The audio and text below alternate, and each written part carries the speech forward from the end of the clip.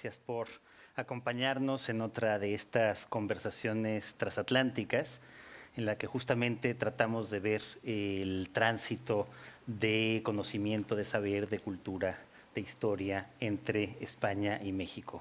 Y qué mejor lugar para hacerlo, por supuesto, que esta Casa de México en España. Le agradecemos muchísimo a Jimena Caraza, su directora, por la iniciativa para tener estas charlas, en donde, como saben, solemos invitar siempre a una gran figura mexicana y a una gran figura española a dialogar sobre temas comunes. Y en esta ocasión, pues estamos realmente muy emocionados con tener a dos grandes especialistas en el mundo colonial, en el mundo virreinal mexicano. Muchísimas gracias a Judith Farré por estar aquí con nosotros, investigadora del CSIC y que conoce muy bien México, en donde también ha vivido. Y desde luego, pues también es un honor contar con la presencia de uno de los profesores más distinguidos de la Universidad Nacional Autónoma de México, el doctor Antonio Rubial. Muchísimas gracias a ambos por acompañarnos en esta sesión. Hemos dedicado a estas conversaciones muchos tópicos distintos en torno a la relación entre México y España, pero no deja de ser curioso cómo casi siempre termina siendo un vacío precisamente el momento en el que de una manera u otra éramos un solo país. Es decir, ese momento en el que se extiende además por muchos años y que va desde la conquista o las conquistas o como queramos llamarla, hasta las independencias nacionales en el siglo XIX y hasta la consumación de la independencia de México, que celebraremos pues dentro de un par de días precisamente. Y ese periodo tan largo, esos 13 siglos de historia colonial o virreinal de la Nueva España, en alguna medida han terminado siendo olvidados en muchos momentos por ambos países. Una vez que se consuma la independencia, muy pronto la tendencia nacionalista que empezaba ya en esos años a desarrollarse, sobre todo en su vertiente alemana, llega muy rápido a las antiguas colonias españolas y hay la necesidad de fijar una identidad y esa identidad tiene que ser en contraposición a España. Con lo cual, mucho del pasado inmediato virreinal terminó olvidándose. Mientras que, del otro lado, del propio trauma de la separación de las colonias españolas, más las propias dinámicas tan complejas del siglo XIX español, también van haciendo que termine olvidándose un momento en el que los intercambios eran permanentes y en donde la Nueva España formaba parte de uno de los centros, en realidad, de esa primera globalización que permite que culturas profundamente diversas y que no son solamente europeas y americanas, sino también asiáticas y africanas, terminen encontrándose en esa metrópolis global que comenzaba a ser ya desde entonces la Ciudad de México. Para comenzar a hablar en torno a estos temas, doctor Rubial, justamente hacía usted referencia hace un momento que empezábamos a conversar sobre este hecho pasmoso que muy pocos, yo creo que mexicanos y españoles reparan en él, que tiene que ver con la presencia central de un elemento americano y de un elemento mexicano en una de las pinturas más célebres que se hayan hecho en España, las Meninas de Diego de Velázquez. Así que tal vez ese es un buen momento para hablar cómo en esa época la presencia justamente de lo americano en España estaba ahí, incluso en el centro de una pintura tan célebre como esta. Sí, bueno, en el centro del cuadro, una de la princesa está recibiendo un pequeño búcaro rojo. Está en el centro del cuadro. El búcaro rojo es un objeto que vino de Jalisco, ¿no? Es un búcaro de Jicotepec, es un objeto que se importaba de Nueva España y que se volvió muy popular en la corte madrileña. Las mujeres comían el barro del búcaro, porque además era altamente adictivo, era medio droga, ¿no?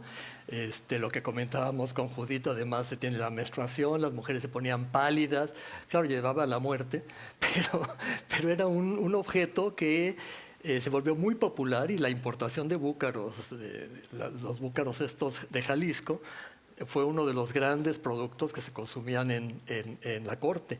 Esto nos habla precisamente de esto, ¿no? De la presencia de México en España, en la corte, junto con otras muchas presencias, ¿no? La plata, objetos, la circulación de personas, ¿no?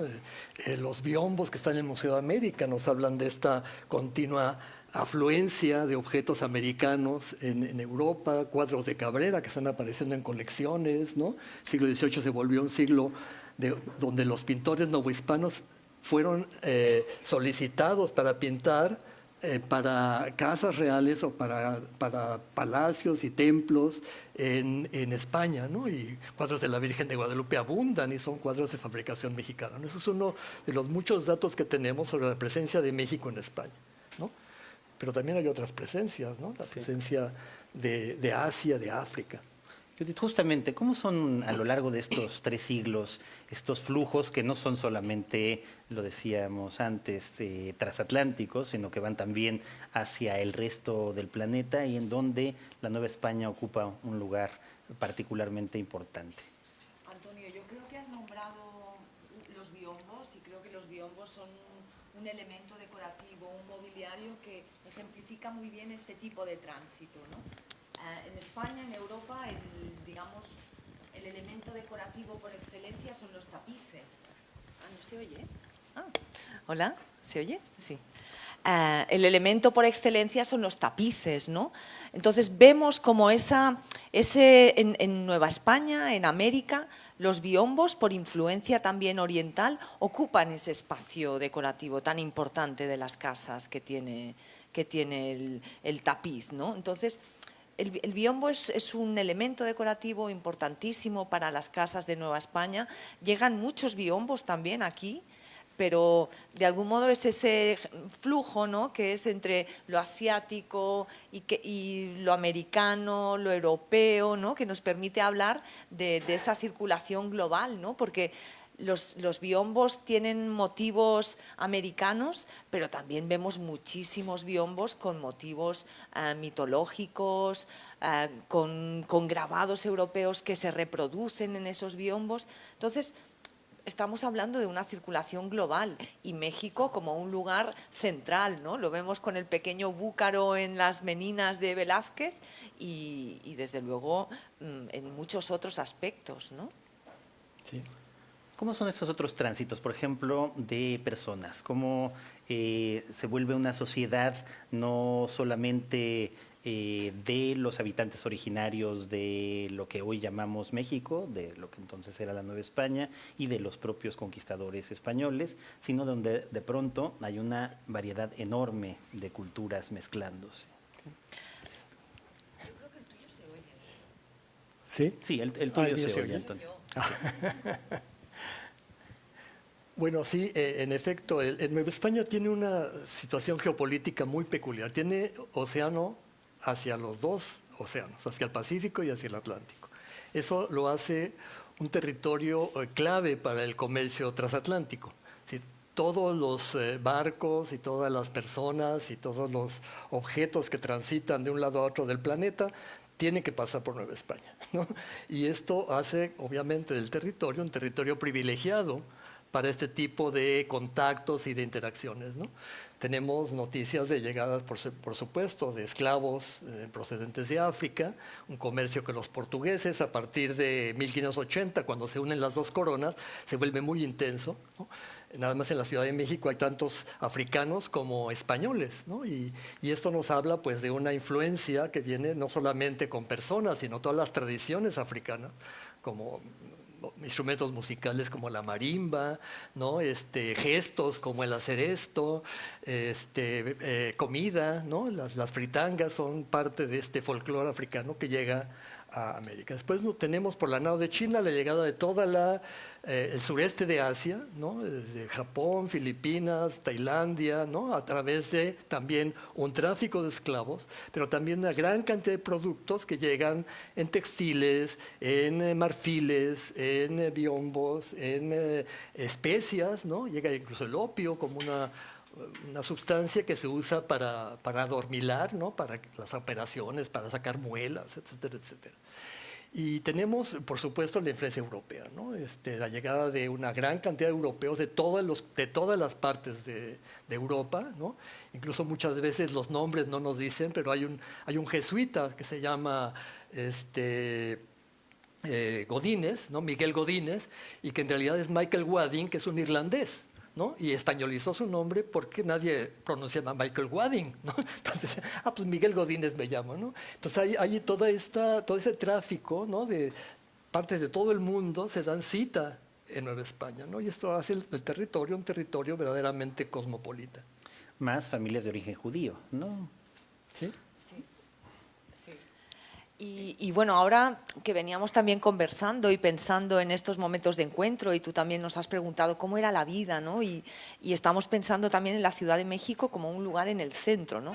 Tenemos que hablar de la vida cortesana, ¿no? Y del momento Exacto. festivo, ¿no? Cuéntanos un poco, ¿cómo era justamente, primero, en qué medida la corte virreinal copiaba la corte acá en la península, en Madrid en general, aunque a veces sí itineraba, y cómo funcionaba precisamente la corte?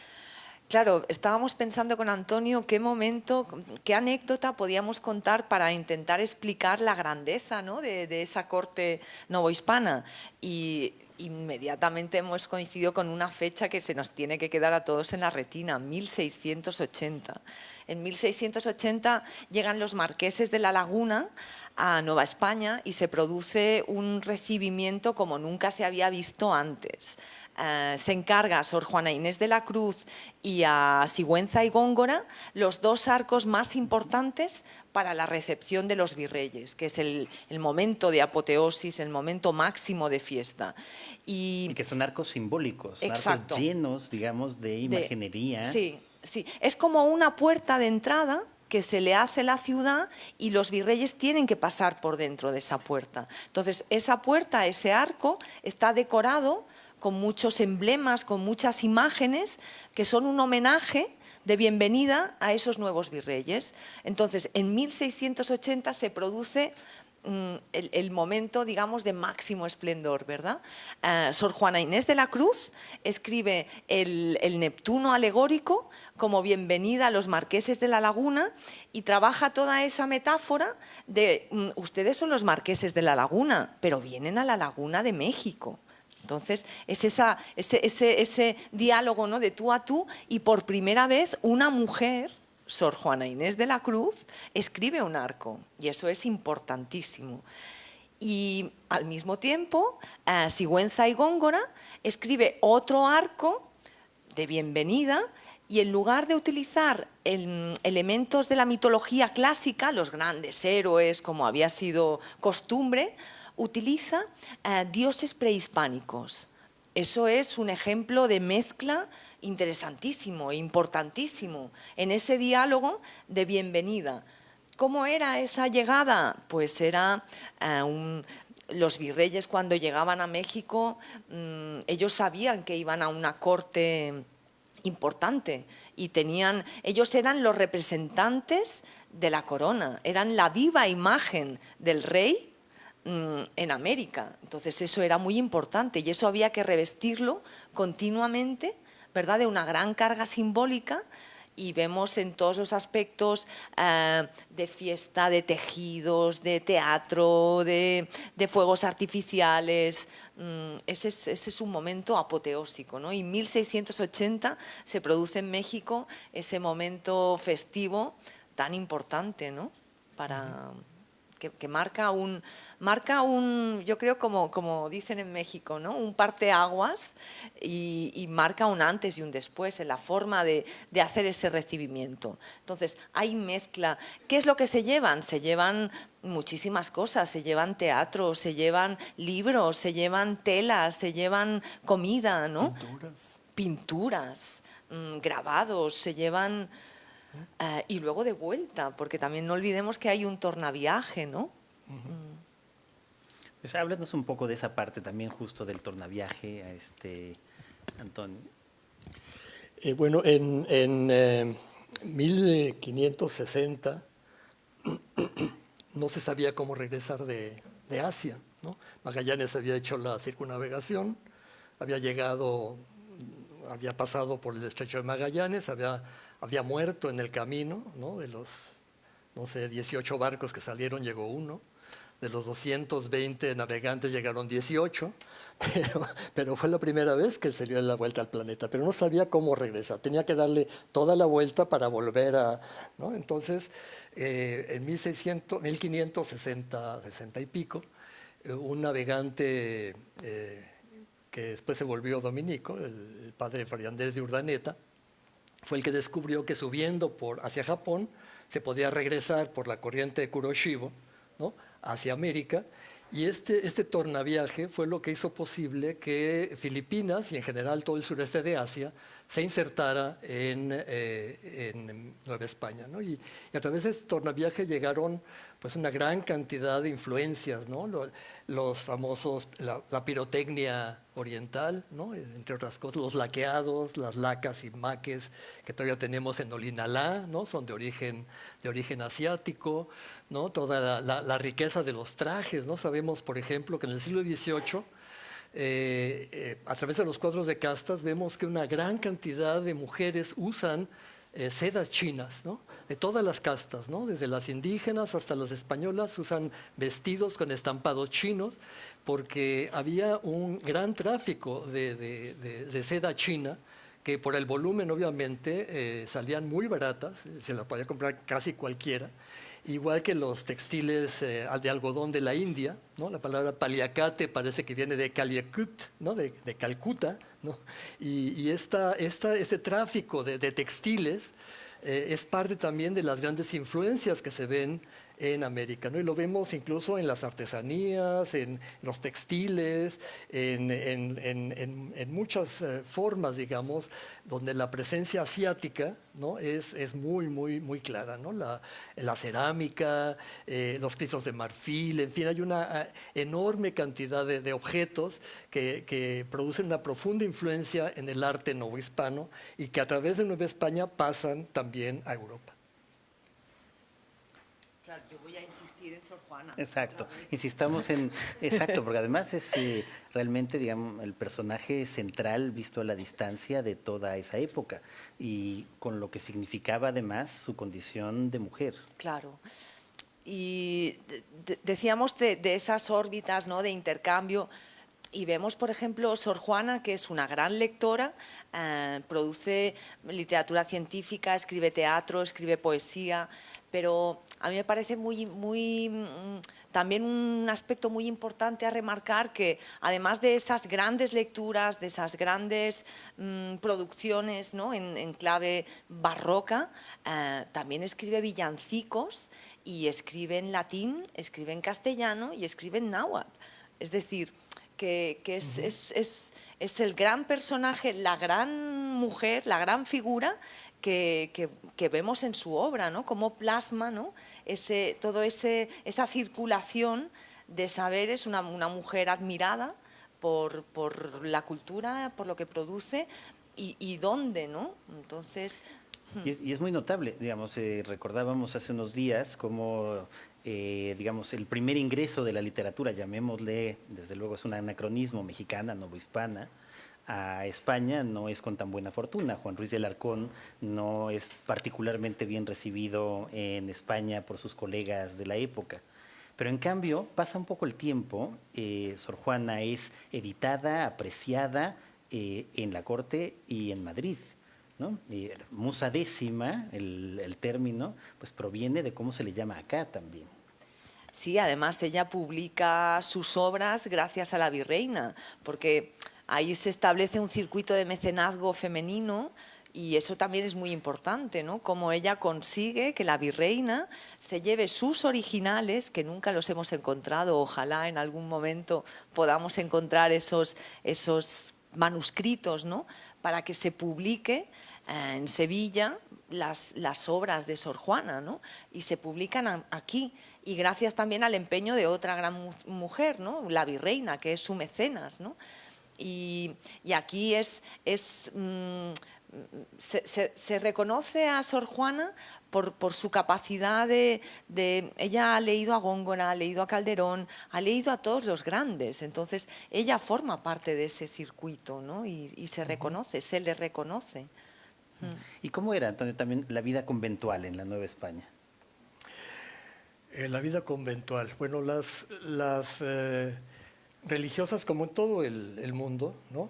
Había religiosas de estricta clausura y religiosas pues un poco más cortesanas, que vivían más a su aire, ¿no? Que tenían, incluso en las excavaciones arqueológicas que se han hecho, se han encontrado cerámica china, ¿no? Se han encontrado cristalería de Venecia, se han encontrado marfiles, ¿no?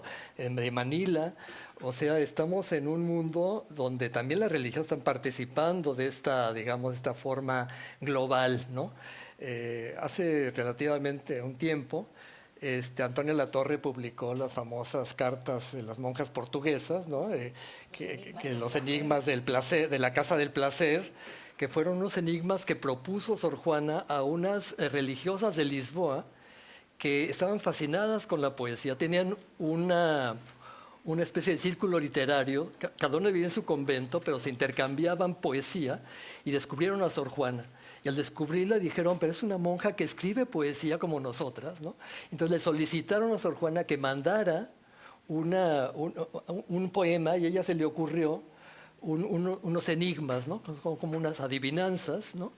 Y esos enigmas pues, se publicaron y son fascinantes y nos muestran también este internacionalismo, ¿no? Sor Juana fue conocida por unas monjas portuguesas a través de la marquesa, ¿no?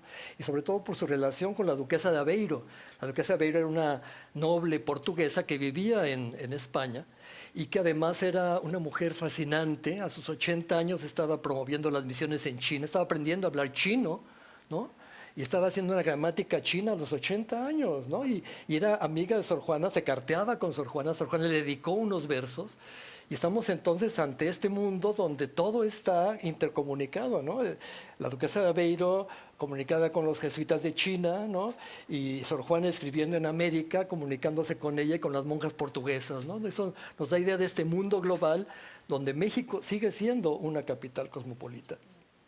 ¿Y cómo eran las tensiones entre el lado eclesiástico y el civil en la Nueva España, de las que Sor Juana va a terminar siendo en alguna medida víctima? Un poco también? víctima, ¿verdad? Pues eran tensas, ¿no? Generalmente los virreyes pues, llegaban a una situación bastante desconocida, ¿no? Y generalmente hacían pactos, ¿no? Y los pactos eran siempre pues con las órdenes religiosas, ¿no? Y los obispos pues estaban en contra de las órdenes y un foco de tensión era esta pugna entre los obispos y las órdenes que estaban con las misiones indígenas, ¿no? Otro punto de pugna pues era también quién iba a salir bajo palio, ¿no? Que era, digamos, el objeto que daba distinción a los virreyes. Los obispos querían también salir bajo palio, no debían, pero muchos de ellos sí. Incluso alguna vez cuando hubo algún conflicto con los obispos, el virrey fue destituido y nombrado como virrey el arzobispo, ¿no? Una forma interina, pero muchas veces incluso arzobispos como Fray Payo de Rivera o como Bizarrón ocuparon el cargo virreinal 7 años, ¿no? Entonces estamos ante una situación muy peculiar, ¿no? De una sociedad en la cual la Iglesia tiene muchísimo poder, ¿no? Y de ahí también las competencias entre virreyes y los jerarcas eclesiásticos. No, y luego muchos conventos como espacios también de vida social y de vida artística, incluso de la corte virreinal, ¿no? Visitaban los marqueses de la Laguna directamente a Sor Juana, la virreina más, pero en cualquier caso se celebraban ahí conciertos de las huérfanas, pequeñas obras de teatro, autos sacramentales, ¿no?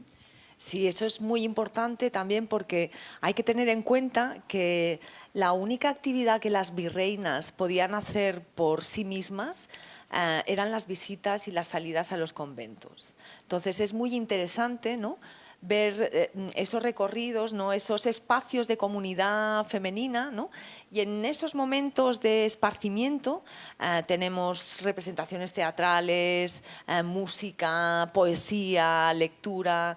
Eso es muy importante, ese circuito que se establece, fundamentalmente femenino, pero también los virreyes en ese espacio porque no podemos distinguir espacio cortesano y espacio conventual, están juntos, están en la misma órbita, ¿no? Entonces, los virreyes también visitaban los conventos porque era muy importante a la hora de favorecer una devoción, una imagen, una determinada orden religiosa. Entonces, es muy interesante ver cómo ese espacio conventual, en el caso americano, es un espacio también de recogimiento, pero también de pasatiempo, ¿no? Se cultiva también ese espacio cultural, ¿no? dentro del convento. Porque, como decías, ¿no? Igual que no podemos separar la corte y el convento, porque está todo perfectamente unido, no podemos decir que el convento está aislado al mundo. El convento, y lo vemos, está presente en todo, ¿no? Lo vemos en muchos lienzos, ¿no? Cuando hay alguna fiesta, vemos que las monjas suben arriba a la azotea para ver lo que está pasando. Es decir, ellas son también testigas, ¿no? Como diría Almodóvar. Perdón, de lo que sucede, ¿no? en la calle, ¿no? Es algo tan efervescente que participa también dentro de esa clausura femenina. ¿Y qué tan estratificada funciona en la realidad la sociedad novohispana? Aquí en el Museo de América tenemos, digamos, todos estos cuadros sobre la sociedad de castas. ¿Eso qué tanto es un modelo y qué tanto existía realmente? ¿Cómo funcionaba la sociedad novohispana? Más en la Ciudad de México, no hablando todavía, digamos, tanto como de los lugares de encomiendas o después, digamos, de los lugares que están siendo evangelizados o conquistados, sino cómo funciona la Ciudad de México. Sí, tenemos la falsa idea de que las castas serían como en la India, ¿no? Que hay intocables y las castas no se pueden mezclar. Es una sociedad sumamente plural y compleja, ¿no? La gente no tanto se define por su color de piel, sino por su calidad. Es decir, tenemos, por ejemplo, el caso interesantísimo de un canónigo de la catedral que después fue obispo de Oaxaca y era mulato, ¿no? Cuando llegó el obispo gallego, Sagadi Bugueiro, dice, ¿pero qué hace un mulato aquí? Y todos los del cabildo de la catedral decían, ¿cuál mulato? ¿No? El señor don Nicolás del Puerto es español, ¿no? Y tenía rasgos mulatos, porque su madre era una mujer africana. Entonces, esto nos da idea de cómo nos ha deformado la visión que los norteamericanos tienen de la raza, ¿no? Cuando es una sociedad donde hay una gran flexibilidad, digamos, en cuanto al término raza, ¿no? Por eso los cuadros de casta sí son un poco cuadros que muestran una tipología un poco ficticia, ¿no? La gente no se define como un salta para atrás o como un tente en el aire o no te entiendo, ¿no? Como son los cuadros que aparecen, ¿no? Se definía como mestizo, como mulato quizás, pero generalmente hacia lo blanco o hacia lo indígena, ¿no? Y esto, los cuadros de casta son una ventana fascinante para ver el mundo de la vida cotidiana, pero no para la clasificación racial de la sociedad, ¿no? En la sociedad no es tan rígida la presencia, digamos, de rasgos físicos como un determinante para clasificar a las personas, ¿no? ¿Y cómo se ve desde acá la sociedad, no solo novohispana, sino todo este tránsito desde Filipinas, el mundo asiático, la parte africana, en la época además en donde España y Portugal están unidas, las dos coronas, además significa también de todas las posesiones portuguesas en África, en la India? ¿Cómo es esa llegada de repente de todo eso que es tan ajeno aquí desde España? Yo creo que lo primero que creo que se podría destacar es que el embarcarse a América se ve como una gran oportunidad. Y eso me parece que igual se pide permiso y se tiene que conceder, ¿no? Sí, pero es una gran oportunidad y de hecho tenemos... Por la correspondencia sabemos que, bueno, los que logran pasar a América, pues hacen las Américas en muchos casos, tienen una doble vida, ¿no? Es una gran oportunidad y es la oportunidad. Igual que en su momento cuando en Madrid se estableció la corte, todo el mundo se trasladó a la corte porque sabían que era una gran oportunidad, ¿no? Entonces, en este caso, embarcarse en Sevilla hacia Nueva España, hacia esa otra corte, es también una gran oportunidad. Y eso por un lado. Y luego me parece también importante notar, partiendo de la idea de que Sevilla es el lugar del puerto, ¿no? de entrada, y ver también cómo es, cómo entra, ¿no? Qué es lo que nos llega después, ¿no? Porque si visitamos conventos o visitamos casas nobles en Sevilla y vemos todo lo que se trae, ¿no? desde América, es también pues un signo, ¿no? del aprecio de lo que se ha encontrado materialmente, ¿no? Porque estamos hablando de objetos y se ve, yo creo que como una gran oportunidad. Creo que se aprecia muchísimo el tránsito comercial y lo que supone y lo que rastreamos que ha llegado y tenemos aquí y nos da la pista, ¿no? del aprecio que se tenía a ese espacio americano, ¿no? Y también pensando en este aprecio, me parece que también hay algo que puede ser como una metáfora, ¿no? de que explica, ¿no? Una anécdota que explica un poco pues, esta relación.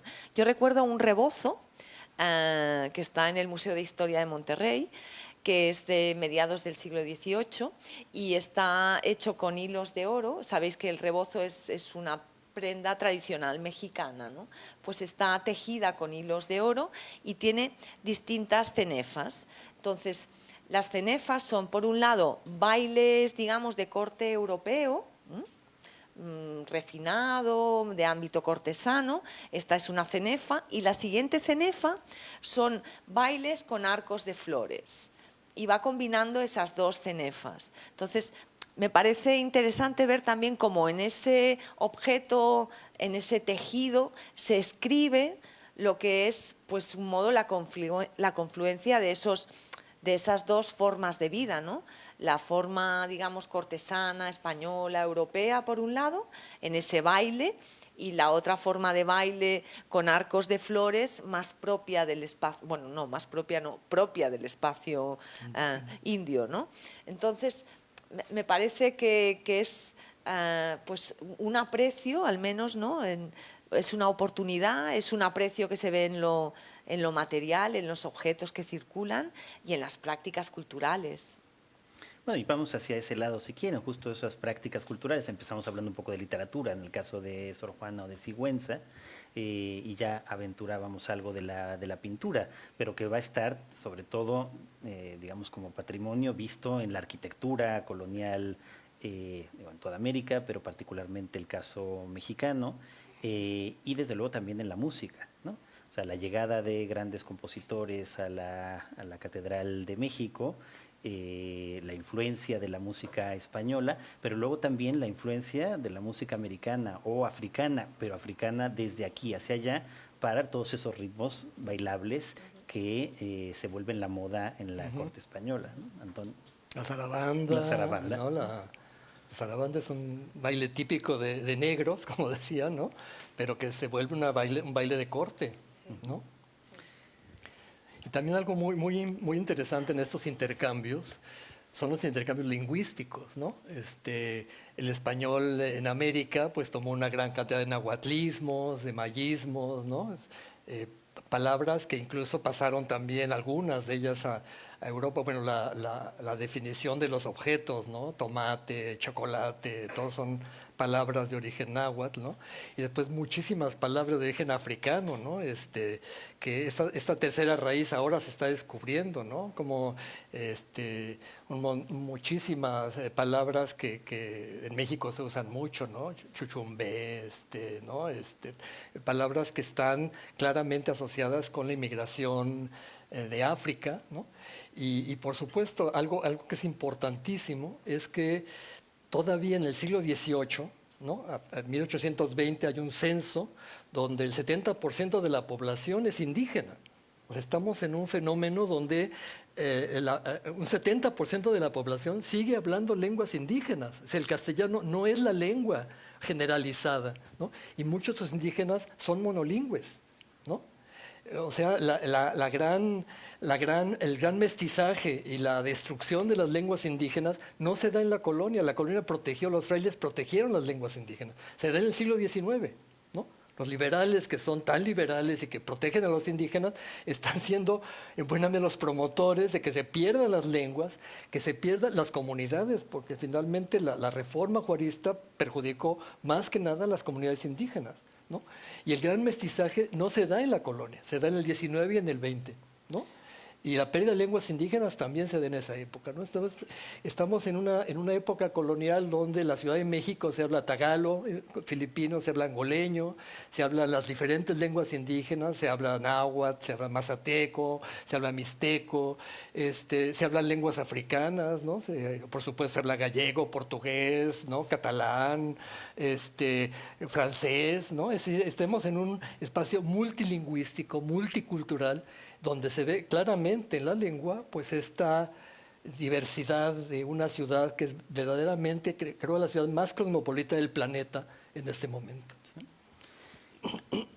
No, yo creo que pensando, ¿no? Y conversando ahora cuando veníamos aquí, y que una de las cosas, de las ideas que queríamos transmitir era precisamente esa, reivindicar la ciudad de México como una ciudad cosmopolita, en el centro de ese espacio global, y que podíamos ver una circulación de objetos, de personas, de ideas, de culturas, de lenguas, porque junto a todas esas lenguas también estaba el latín, sí, que es la lengua de alta cultura, ¿no? Entonces, eso era una de las ideas que queríamos transmitir, ¿no? Porque normalmente cuando uno piensa en la época colonial, a lo mejor piensa en una época negra, ¿no? Piensa en la Inquisición, o piensa... Y es precisamente es una época brillante en muchos aspectos, ¿no? Sí. Hemos estado hablando mucho, digamos, de este tiempo que en realidad es muy largo, ¿no? De presencia colonial. ¿Se modifica, cambia sustancialmente la sociedad novohispana a partir del cambio dinástico? O sea, después de las reformas borbónicas, ¿se modifica un poco todo este panorama que ustedes han dado antes de llegar al siglo XIX y ya, digamos, a lo que significa la Revolución Francesa, Napoleón, las independencias? Sí, lo que pasa es que nosotros pensamos en un bloque, ¿no? Nueva España no es un bloque, ¿no? Hay que pensar en un territorio enorme, ¿no? Que es 4 veces más que España, ¿no? 5, ¿no? Con un norte apenas colonizado, con una gran cantidad de grupos, apaches, comanches, navajos, yumas, seris, que no están sometidos al gobierno español, ¿no? Y que no estarán sometidos durante mucho tiempo. Después, una sociedad norteña básicamente construida alrededor de las minas y de las misiones. Recuerdan que la gran riqueza de Nueva España consistía en sus minas, ¿no? Y la Nueva España era la joya de la corona por la cantidad de plata que la corona sacaba de este territorio, ¿no? Y entonces el norte creció precisamente a raíz del descubrimiento de minas de plata y de una gran emigración que hubo desde el centro de indígenas, mestizos, mulatos, africanos, españoles, criollos, hacia el norte a colonizar esa zona. Pues a la zona centro, que es una zona muy mestizada, ¿no? Michoacán, los valles alrededor de México, ¿no? Puebla, Tlaxcala, que son zonas donde hay una gran interacción de comunidades de todos tipos. Y pues el sureste, ¿no? Oaxaca, Guatemala, Chiapas, Yucatán, que siguen siendo para el siglo XVIII zonas profundamente indígenas, ¿no? La mayor parte de la población, el 90% de la población es indígena, ¿no? En Yucatán, por ejemplo, los niños españoles, la primera lengua que aprenden es el maya, ¿no? Porque la aprenden con sus nodrizas, con sus nanas, ¿no? Entonces, están hablando maya antes que castellano. Entonces, tenemos ahí una sociedad extraña con un dominio español, ¿no? Una élite española, una gran población indígena, donde todos, incluso los españoles, hablan maya, ¿no? Entonces, tenemos un mundo muy complejo, ¿no? Que no puede ser uniformado, y obviamente un mundo cambiante a lo largo del tiempo, ¿no? Del siglo XVI es un mundo, obviamente, recién llegan los españoles, apenas hay unos cuantos españoles, llegan algunos africanos, pero el 99% de la población es indígena, ¿no? Y conforme va avanzando el tiempo, se van cristianizando cada vez más, se van aprendiendo lenguas, hay mucho bilingüismo, ¿no?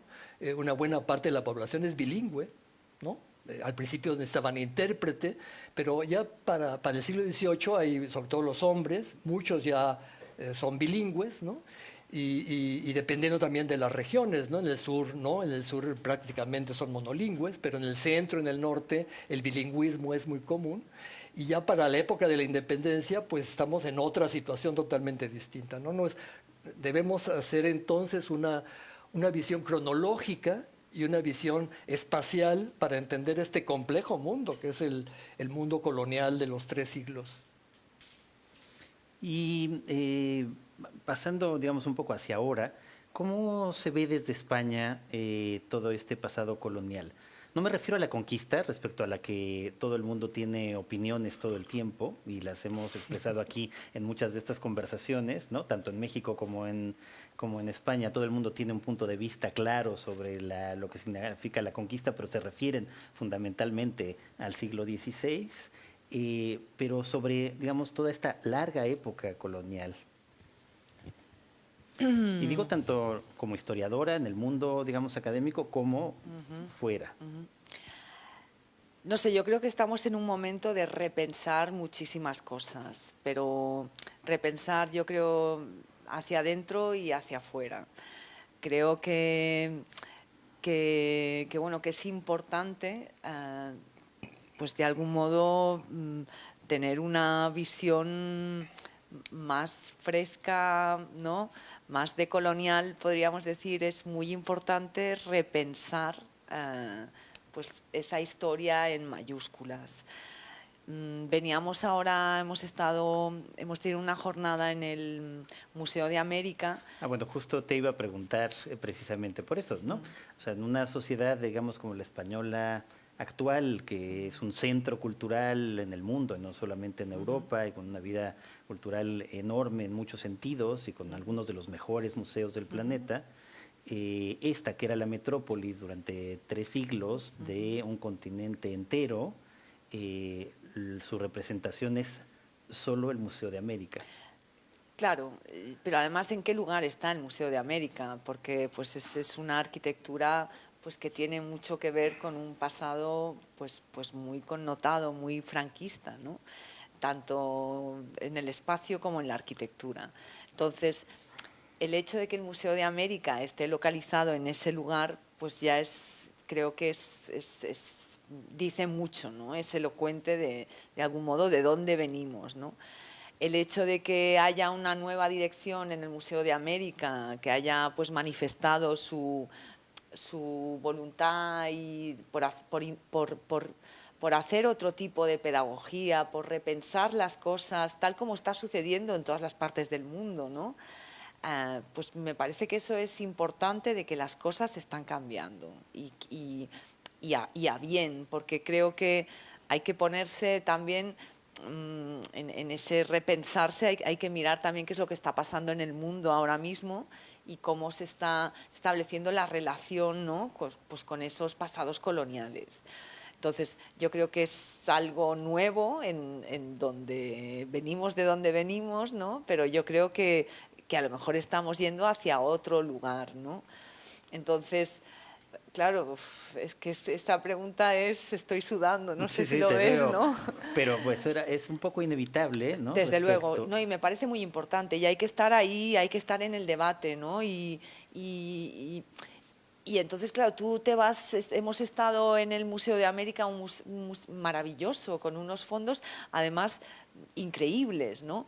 Y uno se plantea, pues, ¿por qué está aislado y por qué no está en el circuito, digamos, claro, central, ¿no? de la vida cultural de una ciudad como Madrid, claro, ¿no? O sea, quien va al Parado y quien va al Reina Sofía y al claro. Thyssen no suele ir al Museo de América, ¿no? No. Entonces, yo creo que pues ahora las cosas empiezan a cambiar, ¿no? Y creo que eso es importante, y estamos yendo poquito a poco, pero yo creo que paso firme hacia otra forma de repensar, ¿no?, las cosas. Y Antonio, lo mismo, pero desde México. ¿Tú cómo ves que México, cómo vemos tanto desde el lado académico tuyo, pero cómo ves en general cómo se ve en México, otra vez, no la conquista, que de eso hemos hablado suficientemente, sino más bien, digamos, todos los largos siglos del virreinato de la Nueva España. Sí, bueno, un profesor de la universidad decía de la historia de México que se divide en 3 etapas. El México prehispánico, del que no sabemos nada. El México colonial, del que no pasó nada. Y el México independiente, del que más vale no decir nada. Este, obviamente es un estereotipo, pero sí es cierto que un poco la época colonial para nosotros es como la Edad Media, ¿no? Es decir, es un periodo oscuro, de explotación, ¿no? Es la visión que la independencia tuvo del periodo colonial, que es muy lógica, ¿no? Si pensamos que debía romper lazos con el imperio, ¿no? Y crearse como una nación ya autónoma y libre. Pero eso marcó nuestra visión del pasado colonial, ¿no? Nuestra visión negativa del pasado colonial, ¿no? Los indígenas fueron esclavizados, explotados, la hacienda, las minas, ¿no? Que es cierto también, ¿no? También hay esa parte, no podemos negar que mucha de la riqueza de las ciudades pues, fue sobre los hombros de los indígenas y que mucha de la riqueza que llegó a Europa fue la explotación de las minas de plata con los esclavos y toda la gente que trabajó y murió en las minas, ¿no? No podemos tampoco pensar en una leyenda rosa de la época colonial, ¿no? Pero esa leyenda negra un poco marcó nuestra visión a lo largo del siglo XIX y después con los movimientos de la Revolución Mexicana y con todo el muralismo y estas pinturas tan negativas sobre Cortés y sobre el tema de la conquista, pues se remarcó, ¿no? Ese sentimiento. Y nuestras verdaderas raíces son las raíces indígenas, ¿no? A pesar de que hablamos castellano, somos la mayor parte católicos, tenemos, digamos, una tradición prácticamente occidental, heredada de estos 3 siglos oscuros, y sin embargo todavía sigue estando esta marca, digamos, un poco negativa, ¿no? Todavía seguimos usando la palabra nos conquistaron los españoles, ¿no? Hay una anécdota muy, muy simpática, una española está hablando con una mexicana, y la mexicana le dice, es que tus antepasados nos conquistaron, y la española le dijo, serán los tuyos, porque los míos se quedaron en España, ¿no? Sí, sí. Es decir, es un poco no asimilar nuestra raíz hispana, ¿no? Como hemos asimilado nuestra raíz indígena, ¿no? Y un poco creo que las cosas están cambiando, ¿no? Yo sí creo que en México también estamos teniendo esta revalorización de este periodo con sus luces y sus sombras, ¿no? Porque como todos los periodos históricos no podemos idealizarlos, ¿no? Pero tampoco podemos satanizarlos, ¿no? Y entonces yo creo que es un momento en el que estamos un poco buscando esta nueva forma de ver la historia, ¿no? Como parte de nuestro pasado y no cargarlo, ¿no? Como un pesado fardo. No seguir diciendo nos conquistaron los españoles, sino es parte de nuestra historia y parte de nuestra identidad. Claro, y lo otro es que la gran diferencia, y eso tal vez provoca justo el tipo de reacción distinta, es que ahí ese pasado colonial es lo que está más presente en la mayor parte de nuestras ciudades que llamamos coloniales. Y es en el único sentido en que lo decimos en términos positivos. ¿Sí? Cuando decimos visitamos una ciudad colonial, porque asumimos que es bonita y patrimonio de la humanidad, ¿no? Uh-huh. Sí, además yo creo que, bueno, pues un poco retomando el hilo, ¿no? Creo que ni satanizar, ni dulcificar, ni reducir, ¿no? Uh-huh. Y creo que estamos en un momento importante de revisión, de cambio, y creo que por primera vez, a lo mejor aquí estamos dando esos pasos, ¿no? En esa dirección. Y además en momentos políticamente complicados, ¿no? Entonces, Uh-huh. pues me parece importante. Bueno, pues creo que ha sido una conversación realmente divertida y muy ilustrativa sobre justamente este espacio de tiempo que resulta incómodo para los dos países y que es curioso porque es justo donde está el centro de la unión entre estos dos países. Y les agradezco muchísimo, ¿no? Judith, Antonio, que estén con nosotros. Y tenemos ya pocos minutos, pero vamos a abrirlos para preguntas del público. Así que si alguien, por favor. Yo quería preguntarles pues una. ¿Qué tan colonial, es que la palabra se ha repetido durante infinitas veces, qué tan, qué tan colonial? Hola, ¿sí? ¿Qué tan colonial era la situación realmente en México? Porque parece que casi todas las cosas que han ocurrido se tenían, o ahora empezamos a entender que aquello no era una colonia, al efecto como el Imperio Británico tenía colonias, sino era más bien una provincia, una más de las que había en España. Si eso se sentía así, eso pregunta uno. Y pregunta dos, ¿qué pasa con el norte? ¿Hasta qué punto geográfico se sentía México? Más allá de la Ciudad de México, ese California, ese Texas, bueno, que podemos llegar hasta casi hasta Vancouver, pues ¿qué tan largo se sentía aquello México? Por favor. Bueno, la segunda pregunta es importante, ¿no? En realidad, cuando yo era chico cuando estudiábamos la colonia, estudiábamos que México llegaba hasta San Francisco casi, ¿no? Por supuesto estaba Arizona, todo era nuestro, Nuevo México, Texas, ¿no? Casi hasta la Florida, ¿no? Eso era nuestro, ¿no? En 1821 es un territorio prácticamente despoblado, ¿no? Había unos cuantos fortalezas, presidio, había unas cuantas misiones, ¿no? Por supuesto la costa, pues quedan los nombres, San Francisco, Los Ángeles, San Diego, ¿no? Son nombres cristianos, son nombres de las misiones, pero era lo único que había. Esta larga fila de misiones y después nada, ¿no? Pues una colonia ahí en el centro de algunos presidios en Arizona, ¿no? Esta colonia que era Santa Fe de Nuevo México, ¿no? A la que se llegaba a través de una serie de pequeños puertos, ¿no? De fortalezas entre apaches, comanches y navajos. Pues otra pequeña tira que separaba la Luisiana francesa de la española, que era Texas, ¿no? De San Antonio, ¿no? Que era un fuerte, una fortaleza, y una cadena que terminaba en Corpus Christi, que era el puerto hacia el... Eso era el norte, ¿no? Un norte prácticamente despoblado, muy poco colonizado, ¿no? Y eso facilitó, por supuesto, la expansión norteamericana después en el siglo XIX, ¿no? Tan poco colonizado y tan poco evangelizado que a mediados del siglo XIX un jefe comanche llamado Jerónimo, ¿no? Está dándole guerra a los que vienen tratando de avanzar, ¿no? Sobre el territorio.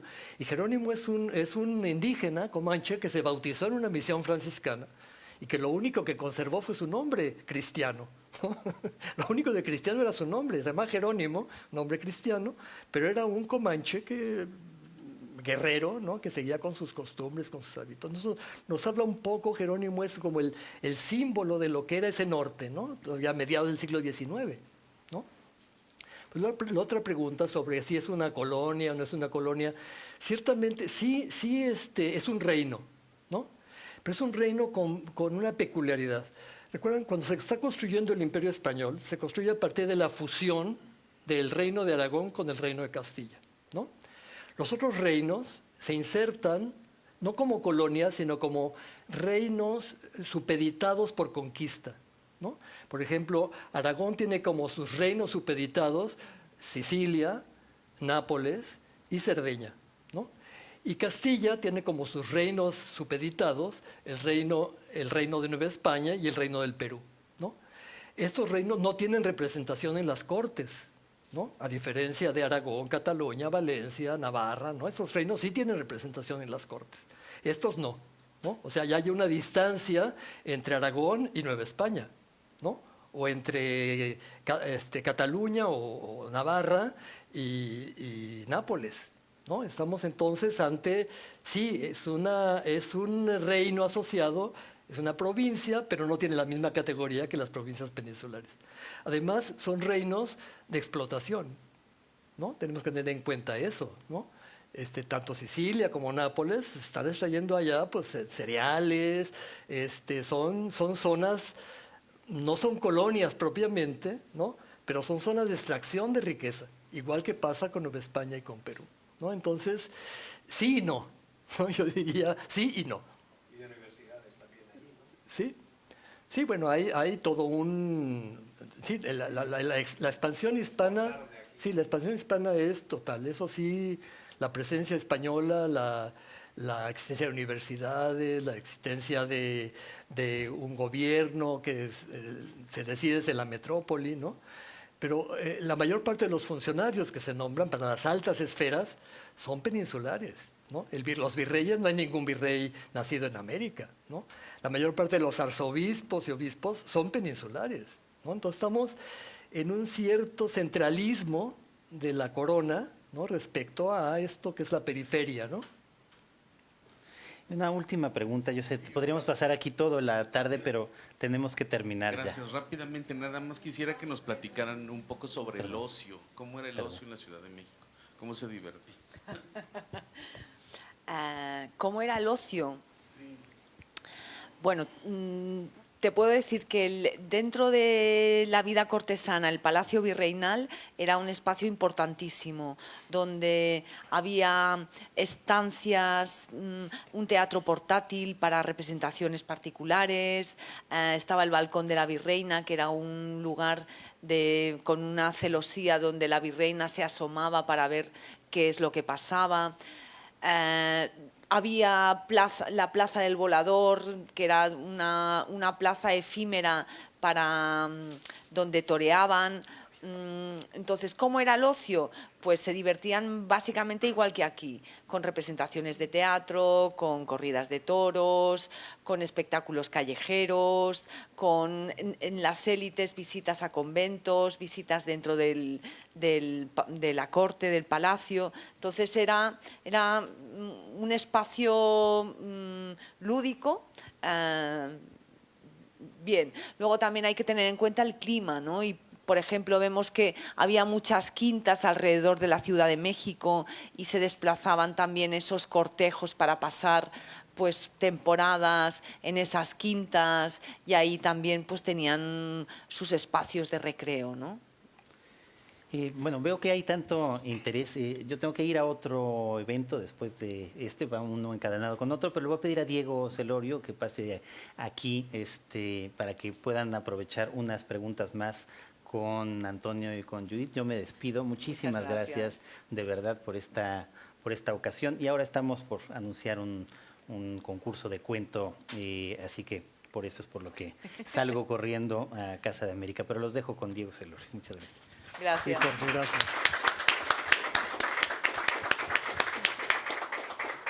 Hola, buenas tardes. No, tú. Yo quisiera contestar para completar lo que dijo Judith. Claro, ese es el espacio de la corte, pero la gente común, ¿no? La gente común se divertía pues como nosotros. La fiesta era un espacio lúdico, ¿no? La fiesta era un espacio oficial, pero también en la fiesta había bebida, había comida, ¿no? Hay narraciones en que en las procesiones, por ejemplo, se acercaban los vendedores de aguas frescas, de comida, para vender sus cosas, y iban los cofrades en las procesiones y se tomaban su chiringuito, se tomaban su pulque, ¿no? O sus comidas, ¿no? Y después están los espacios como los palenques de gallos, por ejemplo. Había varios palenques de gallos en la ciudad. La corona alquilaba, era un monopolio de la corona, ella cobraba un impuesto por estos palenques y la gente iba a apostar a los gallos, ¿no? Además, un juego que vino de Asia, ¿no? Vino de China, ¿no? Estas peleas de gallos eran muy populares. Había incluso señoras que llegaban embosadas para que nadie las reconociera, a hacer sus apuestas, ¿no? Y salían a veces perdiendo, ¿no? Y por supuesto los baños públicos, ¿no? Había temazcalis también eran espacios de convivencia general. Por supuesto, parte importante de la vida del ocio eran los paseos, ¿no? La Alameda o las afueras de la ciudad, ¿no? Mucha gente se desplazaba. Todavía en México, todavía en Xochimilco, vemos estas trajineras donde hay música, donde la gente come en los barquillos, ¿no? En el lago, en lo que queda del lago, ¿no? Eso era muy común, ¿no? Tenemos biombos, por ejemplo, que representan a mujeres tocando la guitarra o tocando algún instrumento, cantando, ¿no? Mientras están, digamos, animando a unas parejas que van en las barcas, ¿no? En medio del lago, ¿no? Pues pues las diversiones de la vida cotidiana. Parte importante también era la bebida, ¿no? continuas leyes contra el pulque, por ejemplo, ¿no?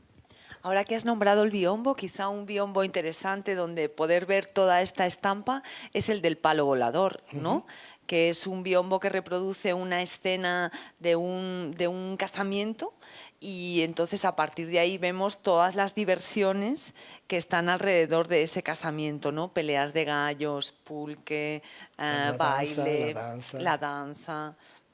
Entonces es interesante porque en un golpe de vista pues puedes ver todo ese mosaico, ¿no? de divertimento popular, que a veces tampoco cambia tanto. Bueno, las peleas de gallos a lo mejor sí. Pero tampoco es tan... Sí. Sí, el palo volador se ha convertido en un espectáculo de Hollywood, ¿no? Pero es un espectáculo desde la época prehispánica, ¿no? Era un ritual prehispánico, ¿no? Donde se enterraba un pavo, un guajolote, se ponía el palo, era un rito solar, ¿no?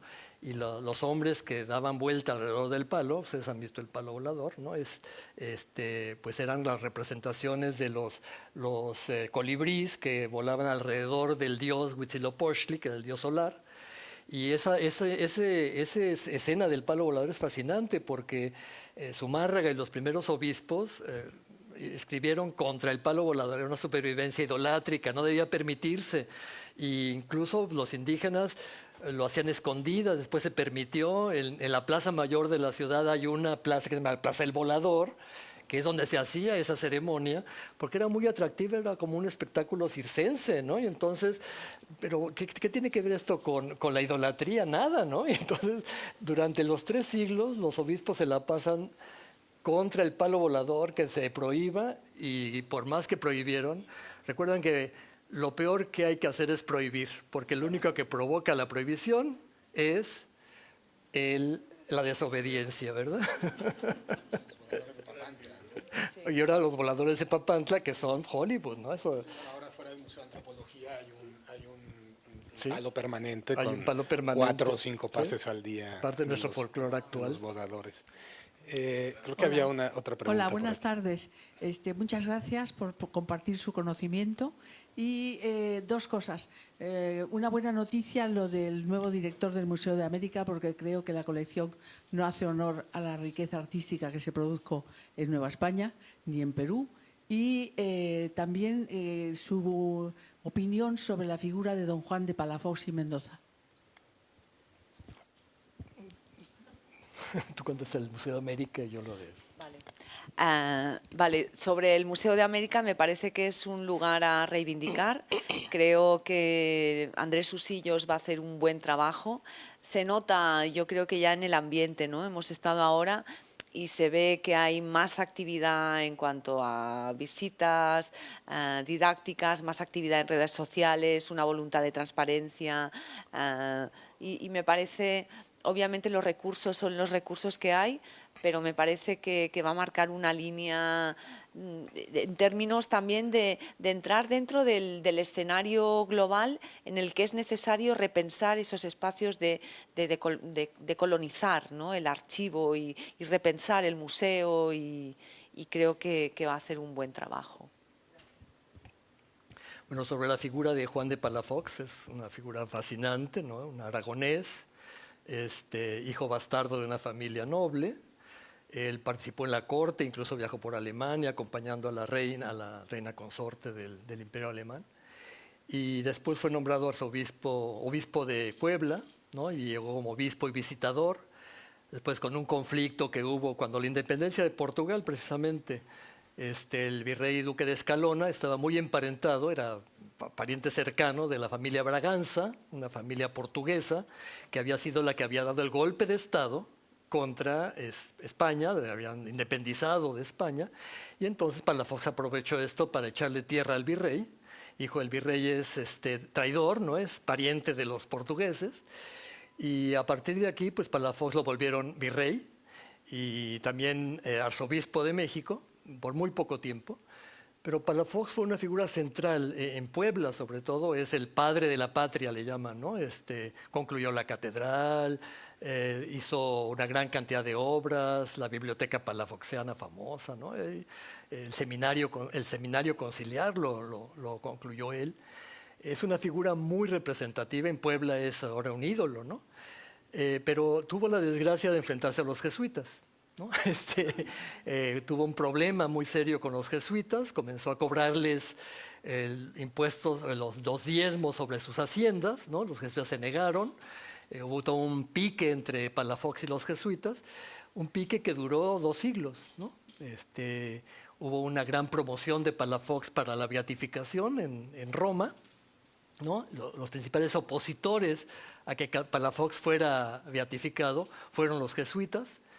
Y finalmente, en 1767, cuando finalmente ya entró la causa de Palafox, ya estaba a punto de ser beatificado, los jesuitas son expulsados del Imperio Español, después de haber sido expulsados de Francia, de Portugal, en fin. Los jesuitas tenían una fuerte presencia en el colegio cardenalicio, había varios cardenales pro-jesuitas, y después de 1773, cuando la orden es disuelta, ¿no? Los jesuitas se cobraron la disolución deteniendo el proceso de Palafox, ¿no? Entonces, es fascinante la historia del proceso de Palafox porque fue toda una serie de procesos políticos, ¿no? Y hasta hace muy poco, hace unos 4 años, finalmente Palafox fue beatificado, ¿no?